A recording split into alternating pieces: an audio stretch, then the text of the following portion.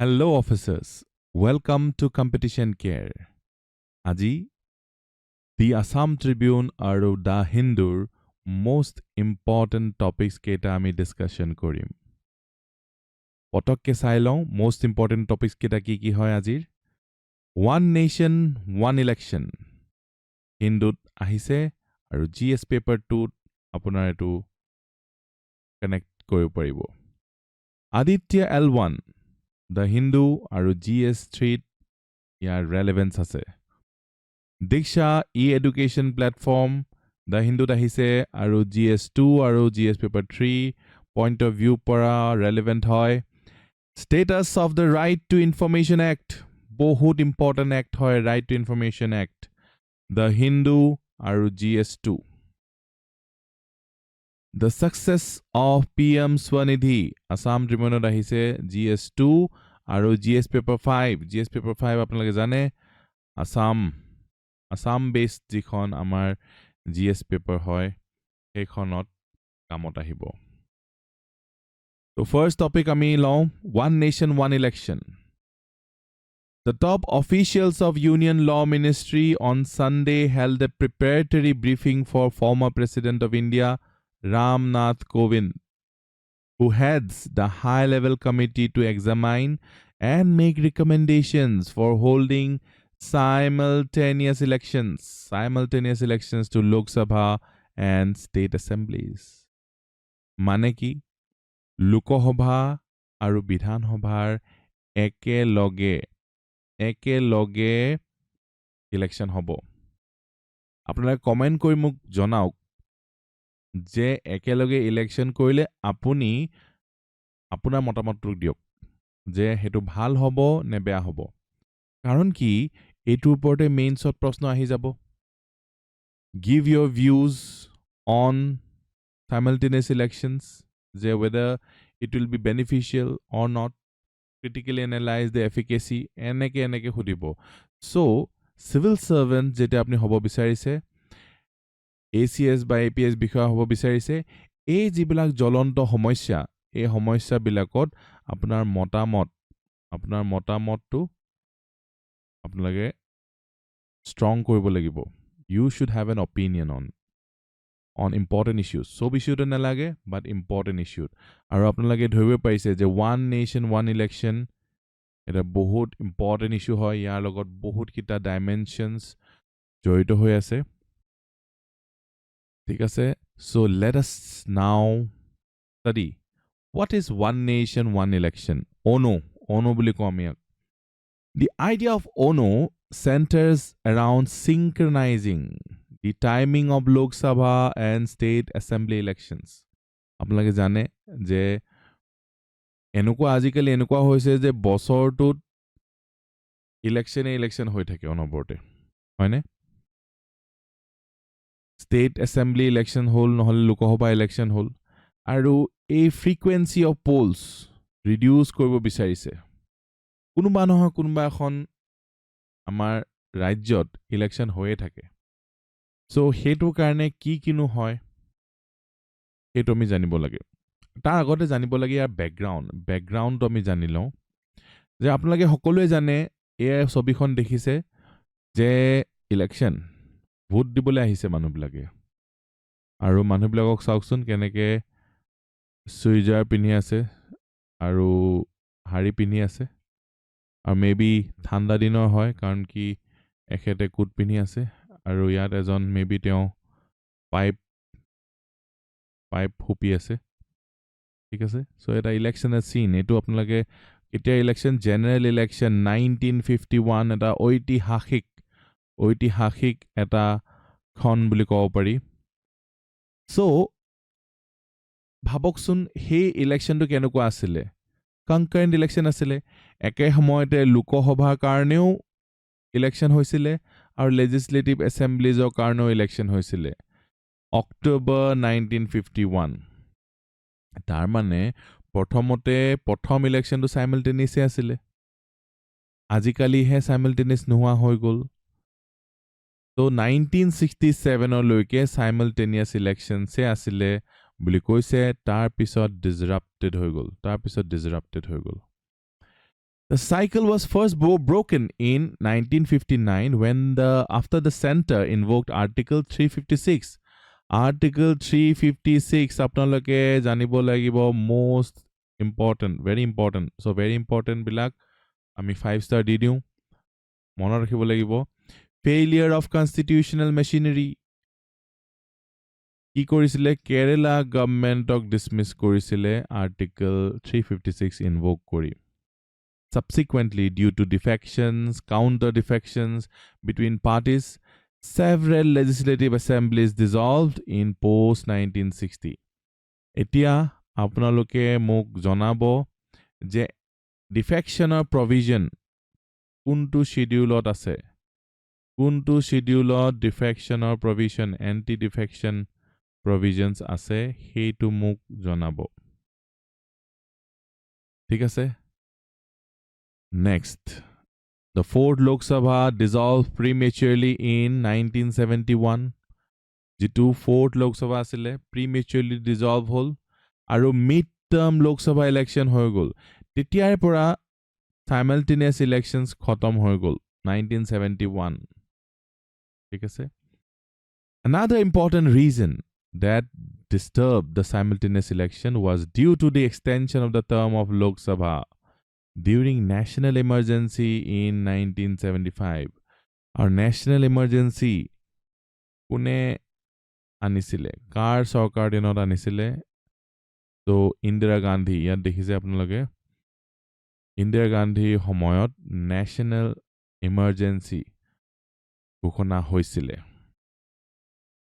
এটা কথাটো হল why do we need ono ono কিয় লাগে আমাক কাৰণ কি public আৰু administrative expenditure will decrease. এই যে election যে বাৰেপতি হৈ থাকে তাত পইচাটো কাৰ খৰচ হয় আপোনাৰেটো পইচা খৰচ হয় হয়নে নহয় timely implementation of government policies timely implementation নহয় কাৰণ কি election ওপৰত election হৈ থাকে অনবৰতে political parties বোৰ 24/7 election mode থাকে time for some constructive work due to less imposition of MCC constructive work koribole pabo karon ki model code of conduct MCC kom ke lagibo ebare lagibo hoine so there are lot of benefits for ono the ruling parties will be able to focus on legislation and governance rather than having to be in campaign mode forever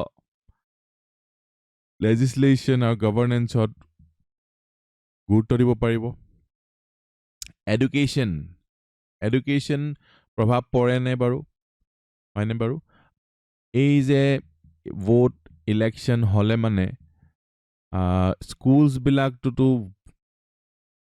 voting কেন্দ্ৰ বনি যায় নহয় জানো তো schools colleges বিলাক affected হৈ যায় election হলে মানে পোলিং স্টেশনস বনি যায়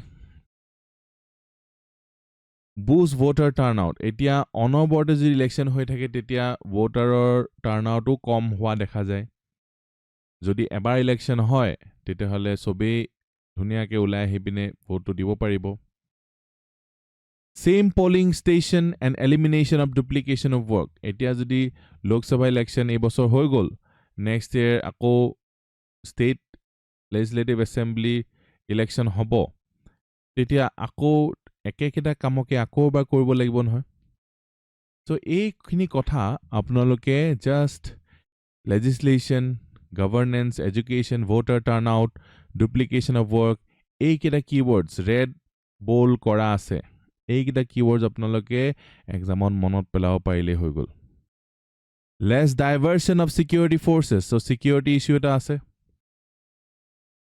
diversion কিয় security and other government officials from their primary duties যেটা আছে দেশৰ border সুৰক্ষা কৰা বা দেশৰ crime নিয়ন্ত্ৰণ কৰা সেইবোৰ affected হৈ যায় because of multiple elections এতিয়া লগতে আপোনালোকে অকল পজিটিভ লিখিলেতো নহব নেগেটিভ লিখিব লাগিব so disadvantages of simultaneous elections কি disadvantages আছে It may reduce government's accountability to the people.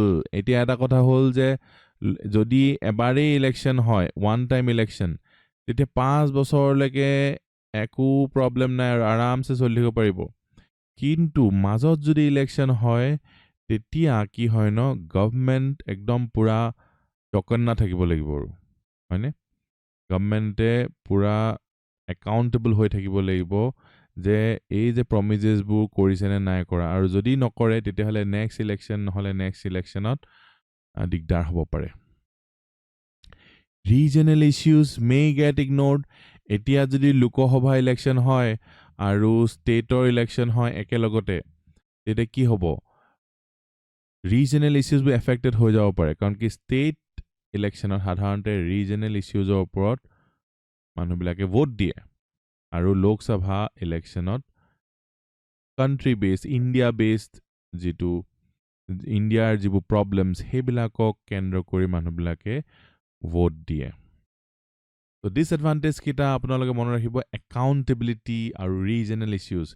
Region আৰু একাউণ্টেবল এইকেইটা মনত থাকিলে আপোনালোকে আনচাৰটো ভালকৈ লিখিব পাৰিব। চাওক, এটা অকল পজিটিভ যদি লিখে তেতিয়াও মাৰ্কছটো কম পাব, আৰু অকল যদি নিগেটিভ লিখে তেতিয়াও মাৰ্কছটো কম পাব। আমি কি কৰিব লাগিব? আমি both positive and negative aspects in every question দিব লাগিব, every question, ঠিক আছে? চ' বহুতে অকল ভালটোৱে লিখিব, এইটোও বেয়া, বহুতে অকল নিগেটিভটোৱে লিখিব, সেইটোও বেয়া। ত' আমি সদায় প্ৰত্যেকটো বস্তুতে আমি ক্ৰিটিকেলি চাব লাগিব, আৰু পজিটিভ নিগেটিভ both aspects আমি দেখাব পাৰিব লাগিব। এতিয়া চেলেঞ্জেছ অন দ্য ৱে, ভাল বেয়া বাৰু গম পালোঁ, কি কি চেলেঞ্জেছ আছে অ'নৰ? প্ৰথম কথা, amendments to the constitution. Article 83 of the Constitution, which provides for the tenure of both houses of Parliament, Lok Sabha and Rajya Sabha. It provides for a 5 years term of 5 years for Lok Sabha from the date of first sitting unless dissolved earlier. So 83 number article to etia hoy gol important from prelims point of view. 83 number article deals with what? Tenure of both the houses. ঠিক আছে, এটো মনত ৰাখিব। Prelims question এনেকৈ আহে, কেনেকৈ আহে? Issues based আহে, ঠিক আছে। Article 172(1) provides for 5-year tenure for state legislative assembly from the date of its first sitting. So 82 এফালে আছে 83, 82 নহয় 83, আৰু এফালে 172 মনত ৰাখিব। 85 Constitution of India which provides the president with power to dissolve Lok Sabha. Lok Sabha dissolve কৰিব পাৰে president. 85 number article আছে. Similar provision for dissolution of state legislative assemblies is provided to the by governor. আৰু এটো হৈছে article 174(2)(b). So এইকেইটা articles important হৈ আছে এই বছৰৰ কাৰণে। Article 83, 85, 72, 74, 172, 174. ঠিক আছে। Article 356. It authorizes the central government to impose president's rule. Article 356 to মই কৈছিলো most important, one of the most important articles. ঠিক আছে। So president's rule কথা, your president's rule, failure of constitutional machinery in the state. Next, Representation of People's Act as well as related parliamentary procedure will also need to be amended. RPA is so important কাৰণ কি এইটো আপোনালোকৰ সিলেবাছৰে part হয়। RPA খনৰ বিষয়ে আপোনালোকে জানিব লাগিব। আৰু আপোনালোকে যদি বিচাৰে তেতিয়াহ'লে কমেন্ট কৰি জনাব যে RPA ওপৰত আপোনালোকৰ স্পেশাল আপোনালোকৰ ভিডিঅ' বনাই দিব লাগিব নি? RPA made simple, RPA টো আপোনাক সিম্পলিফাই কৰি দিব লাগিব নেকি? জনাব। আপোনালোকৰ যি বিচাৰে তেনেকে, হয়নে? গুৰুতকৈ শিষ্য জ্ঞান, খুচৰি লয় জ্ঞান। তো আপোনালোকে কমেন্ট কৰি জনালে মানে তেতিয়া মই এনকাৰেজ হ'ম যে আপোনালোকৰ দৰকাৰ হৈছে এইটো ওপৰত মই ভিডিঅ' বনাম ঠিক আছে large national parties would reap the economies of scale of one large election every 5 years to the disadvantage of regional parties বৰ ইম্পৰ্টেণ্ট কথা এইটো যিবোৰ লাৰ্জ পাৰ্টিজ আছে লাৰ্জ নেশ্যনেল পাৰ্টিজ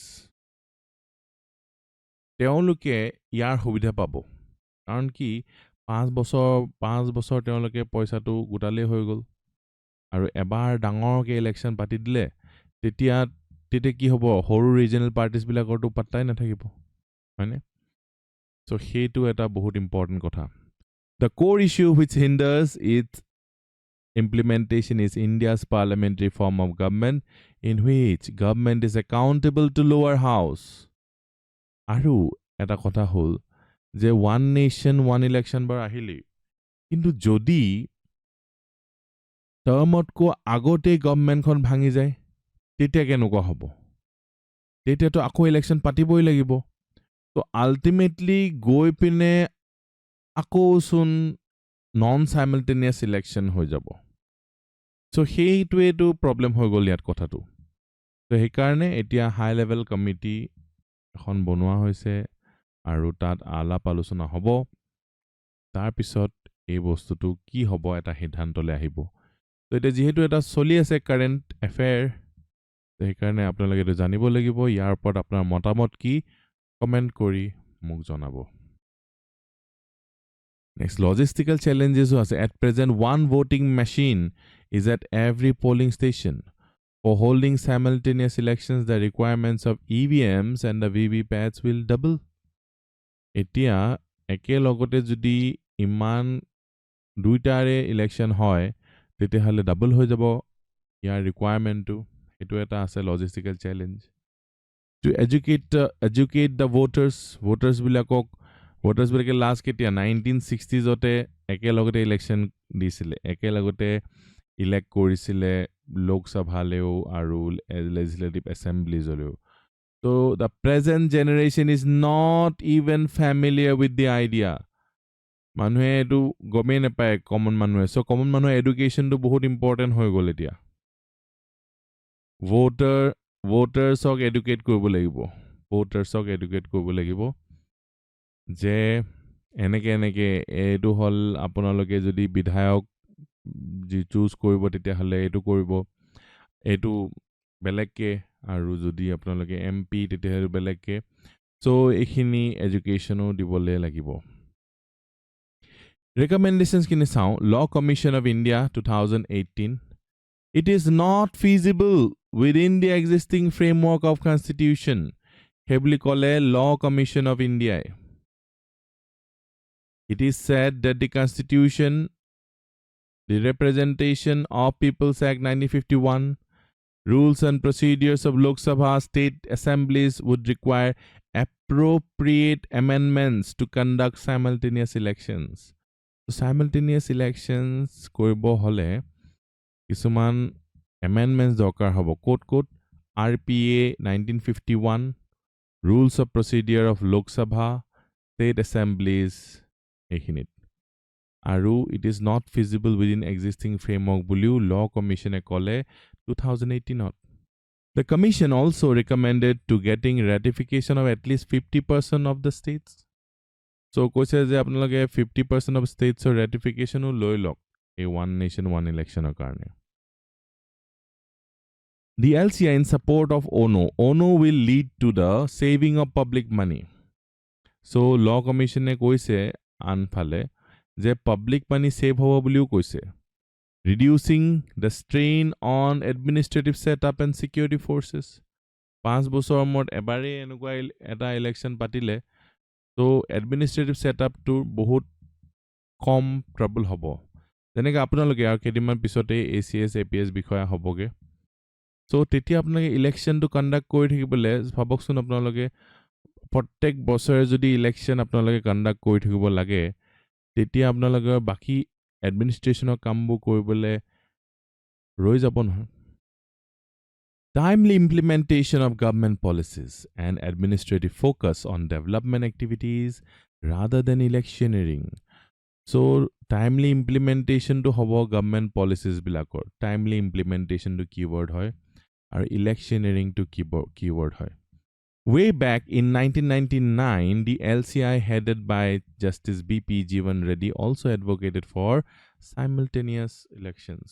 So বহুত খিনি কথা আমাৰ গম পালো simultaneous elections বা ONO, One Nation, One Election. 79th report of the Parliamentary Standing Committee on Law and Justice recommended two-phase election schedule. One concurrent with Lok Sabha elections, second in midterm of Lok Sabha. The Election Commission has also extended its in-principle support for the simultaneous elections. Next, countries holding simultaneous elections.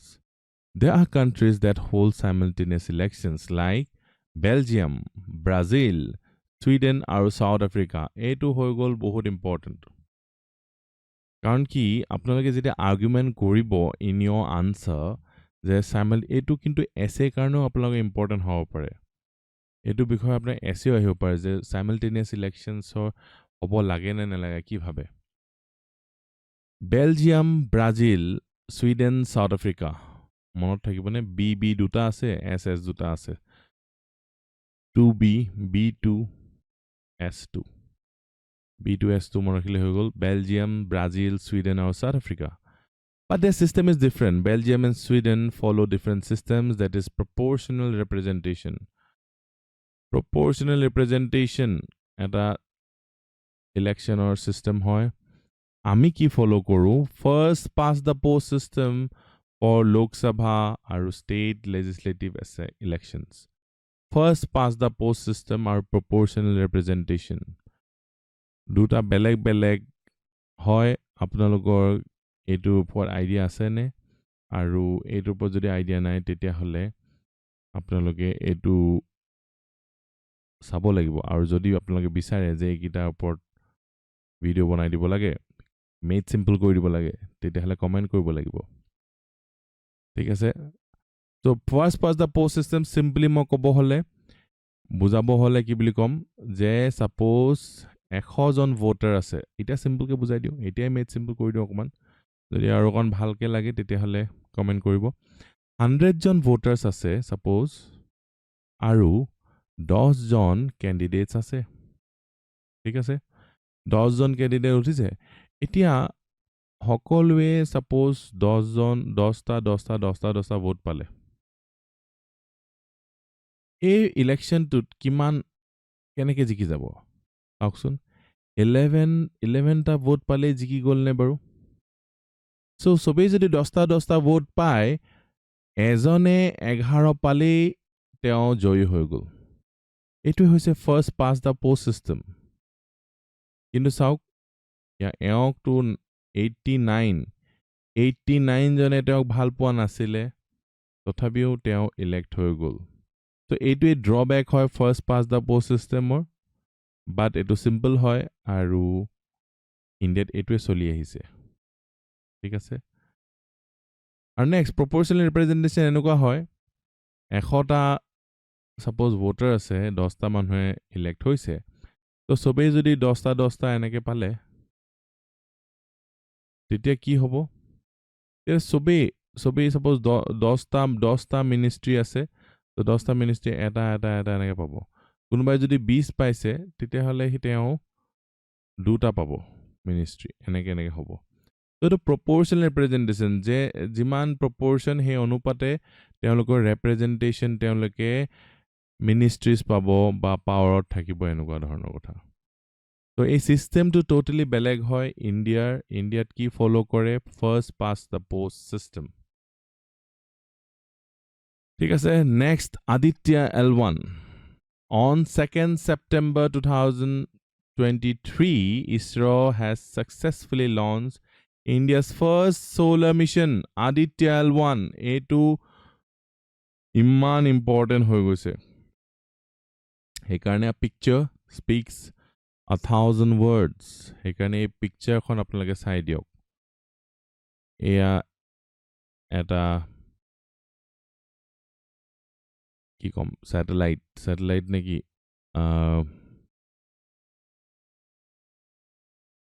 Space vehicle বুলি ক'ব পাৰে গৈ আছে চানৰ ফালে PSLV C57 from Sriharikota ঠিক আছে Aditya L1 spacecraft's first orbit raising move successful হল তো Aditya L1 কি হয় এটো আপোনাৰ প্ৰিলিমছত আহি যাব আৰু আপোনালোকে যদি এটো চাইছে নোট কৰিছে জাস্ট Aditya L1 কি হয়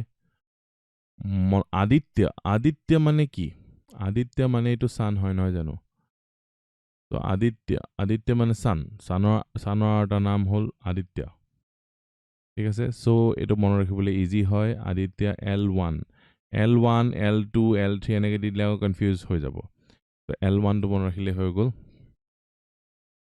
অবজেক্টিভস কি এটো আহিব পাৰে অপচনত আজিকালি তো আপোনালোকে দেখিছেই কেবা মাল্টিপল অপশনস থাকে to study the sun and its upper atmospheric dynamics chromosphere আৰু corona upper atmosphere কি হৈ আছে হেতু study কৰিব understand the physics of the solar corona and its heating mechanism for the 5-year time period corona আৰু heating mechanism এইবিলাক তো chromosphere corona এইখিনি কাৰ লগত related সানৰ লগত related ঠিক আছে এটো ইন্টাৰনাল স্ট্ৰাকচাৰ আপোনালোকে চাব পাৰে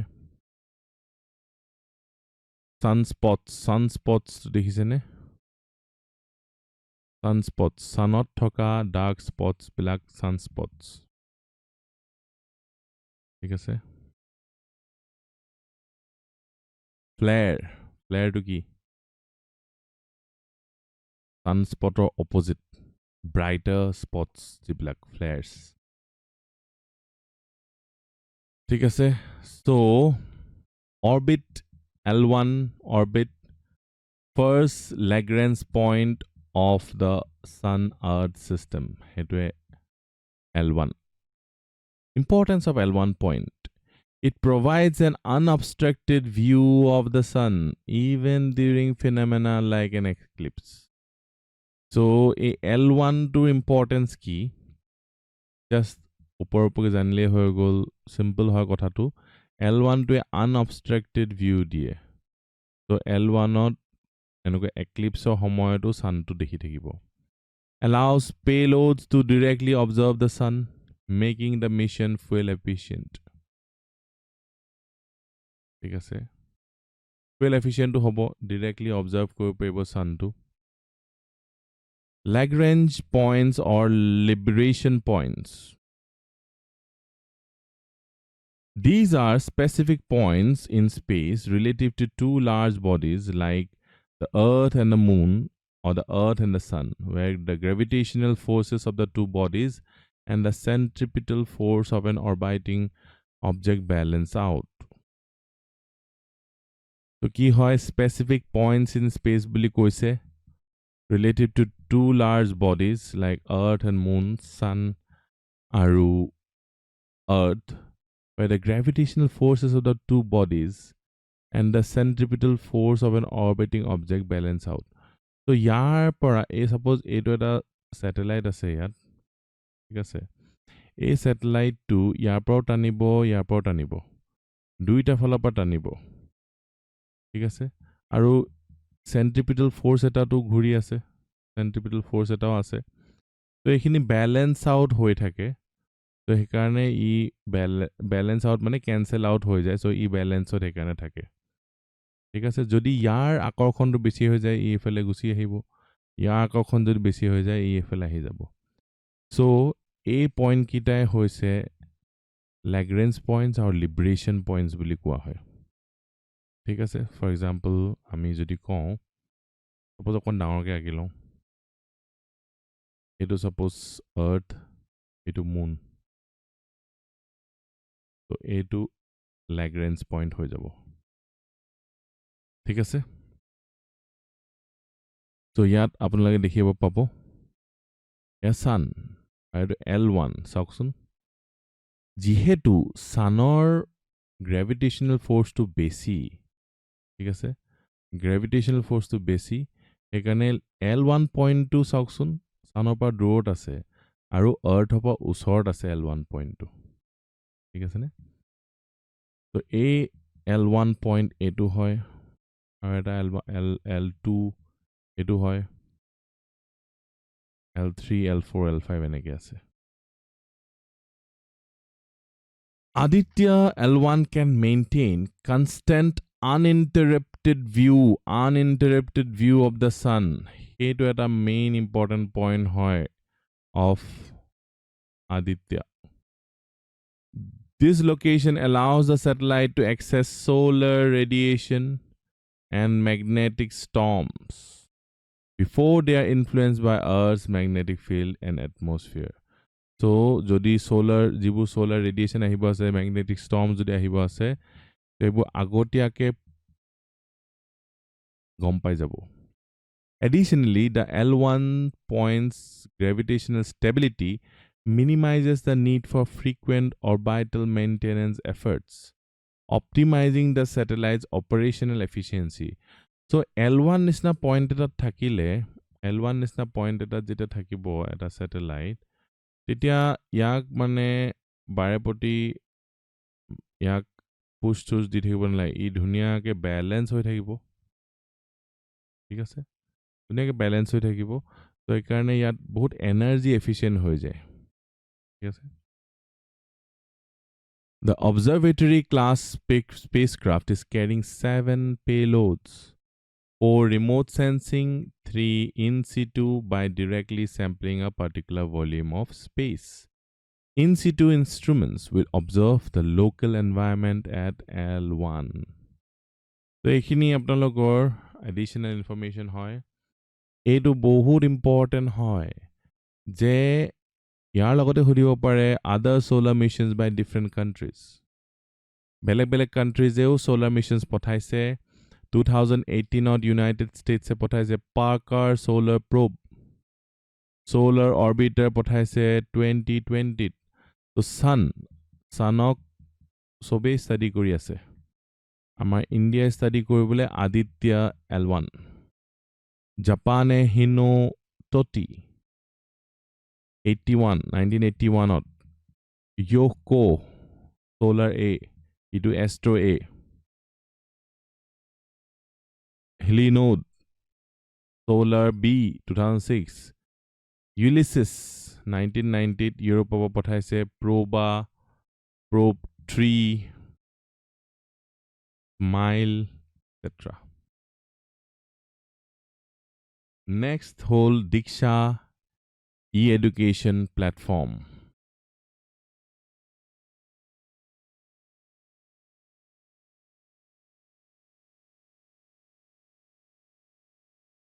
The National E-Governance Division, NEGD of Ministry of Economics and Information Technology, METI, plans to integrate personalized adaptive learning into its existing digital infrastructure for knowledge sharing Diksha.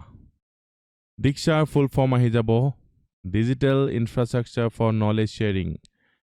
Important, digital infrastructure for knowledge sharing. ঠিক আছে? So, PAL's software-based approach aims to personalize each student's learning experience according to their unique needs and abilities throughout the curriculum. PAL মানে কি হ'ল personalized adaptive learning. কাৰণ কি আপোনালোকে জানে আমাৰ সকলোৰে learning capacity to বেলেগ হয়.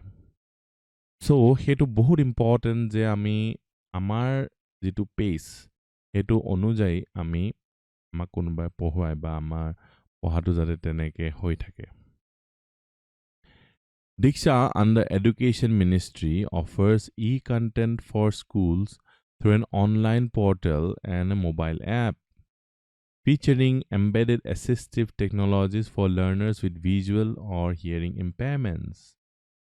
Diksha hosts digitized NCERT textbooks utilized by national and state boards along with 2.43 lakh contributions from 11,000 academics including teaching videos, explainers and Practice questions.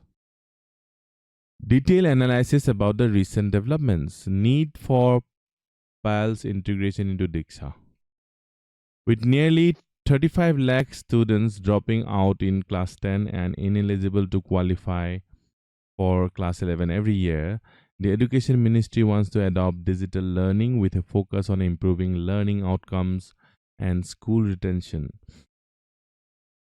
পঢ়িছে শিক্ষা দিছে শিক্ষাৰ পৰা আউটকাম কি হৈছে হেতু জনাটো বহুত ইম্পৰ্টেন্ট আৰু হেতু ইমপ্ৰুভ কৰাটো বহুত ইম্পৰ্টেন্ট আৰু স্কুল ৰিটেনশন বহুত ইম্পৰ্টেন্ট ড্ৰপ আউটস ইমান বেছি আমাৰ ইণ্ডিয়াত Experiments in states.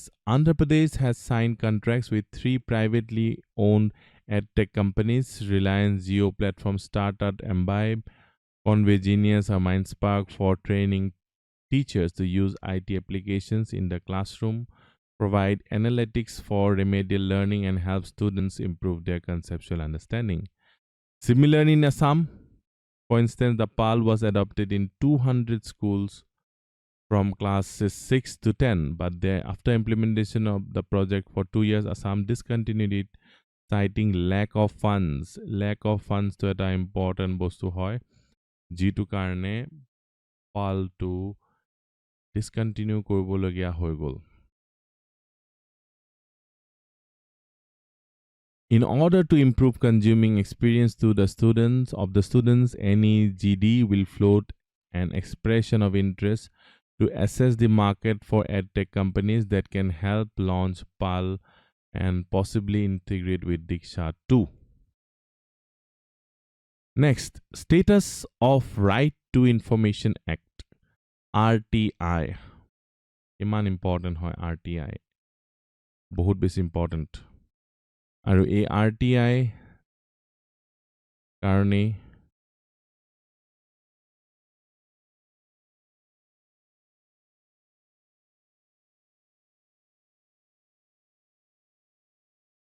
cut and repeat. Next, the status of the Right to Information Act. Background. RTI Act allows any citizen to make requests for access to data, documents and other information in the government's possession. India's RTI Act has been commonly cited as among the most comprehensive public record access legislations in the world. RTI আপোনালোকৰ এক্সামত আহিবলগীয়া এটা important topic হয় It কৈছে যে most comprehensive public records access legislations in the world. Objective to কি হয়? To empower the citizens. কারণ কি ডেমোক্রেসিত কি হয়? ডেমোক্রেসিত citizens কিং হয়। Citizens বস হয়। কিন্তু citizens সরকার পৰা গভৰ্নমেন্টৰ পৰা ৰিপোৰ্টস কেনেকৈ পাব?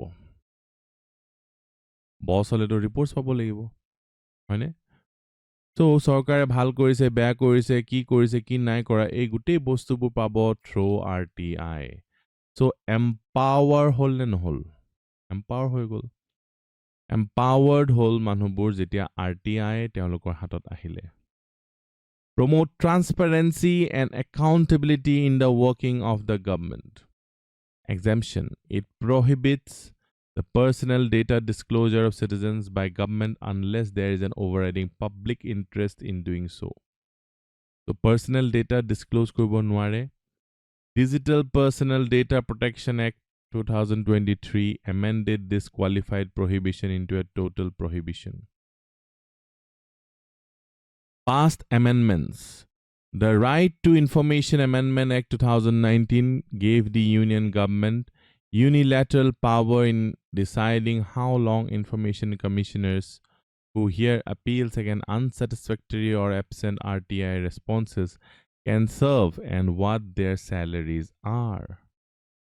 The Right to Information Act 2019 gave the union government unilateral power. Union government also power ase deciding kiman deri information commissioners who hear appeals against unsatisfactory or absent RTI responses can serve and what their salaries are.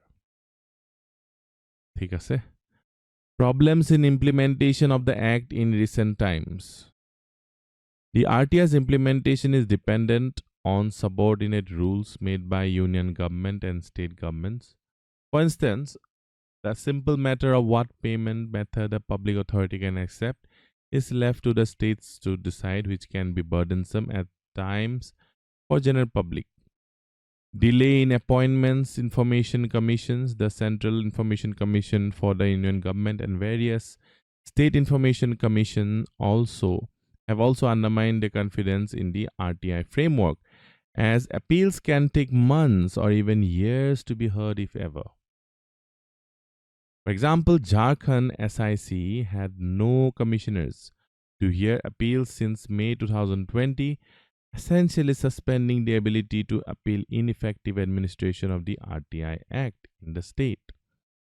Many states do not have an online RTI portal, and even if they do, it is common for many state government bodies to simplify or to simply not be registered on the portal. Union government's RTI portal launched in 2013 is also past its prime. Road to a better future ahead, RTI Information Act, the Right to Information Act, was established with the aim of promoting social justice, transparency, and government accountability. Social justice, mone rakhibo. Transparency, RTI বুলি ক'লে transparency মনত পৰিয়ে যাব আৰু accountability. Transparency, accountability লগতে social justice. However, it has not fully realized its objectives due to certain systematic failures. As noted by Delhi High Court, addressing the misuse of RTI Act is crucial to prevent the erosion of public trust and confidence in this Sunshine Act. Sunshine Act বুলি কৈছে RTI. Next important topic hoise PM Svanidhi. PM Svanidhi. Ki hoy PM Svanidhi of success. Assam has emerged as a leader in implementing PM Svanidhi scheme. Assam is a leader with an exceptional disbursement percentage of 90.84%. What is PM Svanidhi? The Central Sector Scheme. Central Sector Scheme launched in 2020 as a part of Atmanirbhar Bharat Abhiyan. So simple hudibo je PM Svanidhi to Central Sector Scheme hoy ne centrally sponsored scheme hoy. The answer will be Central Sector Scheme. Aru Atmanirbhar Bharat Svanidhi.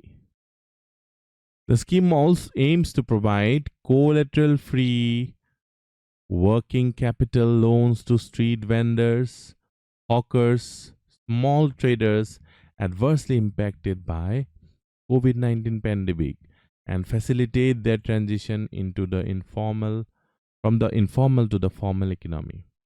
So street vendors, hawkers, eolokok that a loan দিয়ে, working capital loan দিয়ে, collateral free. কোনো ধৰণৰ বস্তু তেওঁলোকে বন্ধকত ৰাখিব নালাগে. Funding, fully funded by the Ministry of Housing and Urban Affairs. কোনে ফান্ড কৰে এইটো সুধিব পাৰে. Ministry of Housing and Urban Affairs. Lending period extended till December 2024.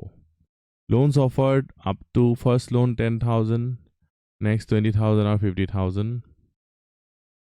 Interest subsidy, 7% interest subsidy on loan. Eligibility ki hoy? Available to street vendors engaged in vending in urban areas, subject to notification of rules and schemes under Street Vendors Protection of Livelihood and Regulation of Street Vending Act 2014. So, ekhini asile ajir most important topics. Most important topics kita ekita asile. আপোনালোকে একিটাৰ পৰা nano note বনাই ল'ব. Nano note কি হয়? এই যে red কৰি থৈছো, ৰেড বল কৰি থোৱা হৈছে, সেইকেইটাই আপোনাৰ অলৰেডি প্ৰচেছ কৰি থোৱা হৈছে. এইকেইটা শ্বৰ্টকৈ বনাই ল'লে আপোনাৰ নেনো নোট হৈ যাব, কাৰণ কি এক্সামৰ আগত আপোনালোকৰ নেনো নোটখিনিয়ে কামত আহিব লাষ্ট মিনিট ৰিভিজনৰ কাৰণে.